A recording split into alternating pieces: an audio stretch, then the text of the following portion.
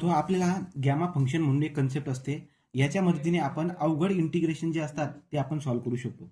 तो गॅमा फंक्शनची example solve करण्यासाठी आपल्याकडे वेगवेगळे प्रकार आहेत. तो पहिले बेसिक लक्षात राहू द्या. गॅमा फंक्शनसाठी तुम्हाला एक लक्षात ठेवायचं काय बरं का, की जर इंटिग्रेशन या फॉर्मॅटमध्ये असेल 0 to infinity e⁻x into x⁻n−1, तर याला इझिली सॉल्व्ह करता येतं. याच्यासाठी आपल्याकडे एक ट्रिक आहे, ती म्हणजे gamma of n. Gamma of n या फॉर्म्युल्याचा वापर करून तुम्ही ते सॉल्व्ह करू शकता. राईट. आता प्रश्न असा पडतो की याचा आन्सर गॅमा एन आहे, पण गॅमा एनला कसं सोडवतात? गॅमा एनला सोडवण्याचे आपल्याकडे फॉर्म्युले. काय फॉर्म्युले बरं का? तो पहिला फॉर्म्युला आहे n-1 फॅक्टोरियल. समजलं का? जर तुम्हाला गॅमा एनची व्हॅल्यू समजा 2 आली, तर 2 जर का आली तर गॅमा ऑफ 2 कसा काढतात? 2 मधून एकेला एक फॅक्टोरियल करायचा. जो एक फॅक्टोरियल तुम्हाला कॅल्क्युलेटरवरती बी करता येतो. कसा? समजा मला 2 फॅक्टोरियल करायचा आहे. 2 शिफ्ट, हे बघा फॅक्टोरियलचं बटन, ठीक आहे, एक्सच्या दिसते ना, हे फॅक्टोरियलचं बटन. तो असं जर तुम्ही केलं तर इक्वल केल्यानंतर आन्सर भेटून जातं. ठीक आहे. तो पण हा फॉर्म्युला वापरायचा अधिकार तेव्हा जेव्हा पॉझिटिव्ह इंटिजर राहील. काय राहील? पॉझिटिव्ह इंटिजर राहील, तेव्हा हा फॉर्म्युला वापरायचा. नंतर गॅमा ऑफ एन जर तुम्हाला काढायचा असेल, त्याचा वेगळा फॉर्म्युला अजून काय, n-1. ठीक आहे, n-1 गॅमा ऑफ n-1 हा फॉर्म्युला पण आहे. हा कधी वापरायचा? जेव्हा पॉझिटिव्ह इंटिजर असेल. काय असेल? पॉझिटिव्ह फ्रॅक्शन असेल. फ्रॅक्शन इंटिजर झाला. फ्रॅक्शन म्हणजे काय म्हणतो मी, 3/2, 5/2, 8/2 असं असतं ना, त्याला फ्रॅक्शन बोलतात. जर ती व्हॅल्यू पॉझिटिव्ह मध्ये असेल तर त्यावेळेस या पद्धतीने तुम्ही सॉल्व्ह करायचं. आणि समजा जर निगेटिव्ह फ्रॅक्शन असेल, बघा तीन जे आपल्याकडे, एक आहे पॉझिटिव्ह फ्रॅक्शन, ठीक आहे, एक आहे पॉझिटिव्ह इंटिजर, एक आहे पॉझिटिव्ह फ्रॅक्शन. आणि जर व्हॅल्यू आता निगेटिव्ह असल्या तर कसं करायचं बघा. निगेटिव्ह इंटिजर किंवा निगेटिव्ह फ्रॅक्शनसाठी फॉर्म्युला सांगतो.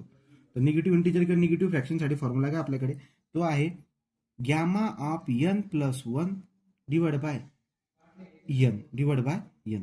हा फॉर्म्युला तुम्ही वापरायचा. हा फॉर्म्युला तुम्ही वापरला तर तुम्हाला कशासाठी काय भेटेल बरं का, निगेटिव्ह फ्रॅक्शन किंवा निगेटिव्ह इंटिजर. याचा अर्थ काय झाला, -2, -3 किंवा -2/3, -4/3 या पद्धतीने जरी असलं तरी निगेटिव्ह फ्रॅक्शनसाठी सुद्धा तुम्हाला तो 3 फॉर्म्युले लक्षात ठेवायचे. डायरेक्ट रिझल्ट पण असतात, जसं की गॅमा ऑफ 0चं उत्तर 0 असतं, गॅमा ऑफ 0चं उत्तर इन्फिनिटी असतं, गॅमा ऑफ 1चं उत्तर 1 असतं, गॅमा ऑफ 1/2 पार्ट ठेवायचा आहे अंडररूटमध्ये 5. एवढ्या व्हॅल्यू तुमच्या पार्ट असायला पाहिजे. आता गॅमा फंक्शनमध्ये तुम्हाला 4 प्रकारे शिकायचे असतात. पहिला पॅटर्न काय, 0 टू इन्फिनिटी e⁻ax² dx या फॉर्मॅटमध्ये दिसेल. म्हणजे ईच्या डोक्यावरती x² मध्ये पाहिजे असं तुम्हाला एक प्रकार दिसायला भेटेल. यामध्ये काय करायचं राहतं, ax² जो आहे ना, याच्याबद्दल टी पुट करायचं राहतं. ओके. दुसरा प्रकार आपल्याला शिकायचा राहतो 0 to infinity x⁻m into e⁻ax² dx. याच्यामध्ये बी काय करावं लागतं, ax² जो आहे त्याला टी पुट करावं लागतं. ओके. हा झाला आपला दुसरा प्रकार. तो आपला हा दुसरा प्रकार झाला.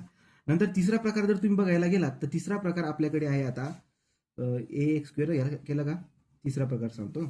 वेट. तिसरा प्रकार जर तुम्ही बघायला गेला तर तिसरा प्रकार आपल्याकडे आहे आता इंटिग्रेशन 0 टू 1. बघा 0 टू 1 या लक्षात राहू द्या. 0 टू 1 या पहिल्या दोघं प्रकारमध्ये 0 टू इन्फिनिटी 0 टू 1 आहे.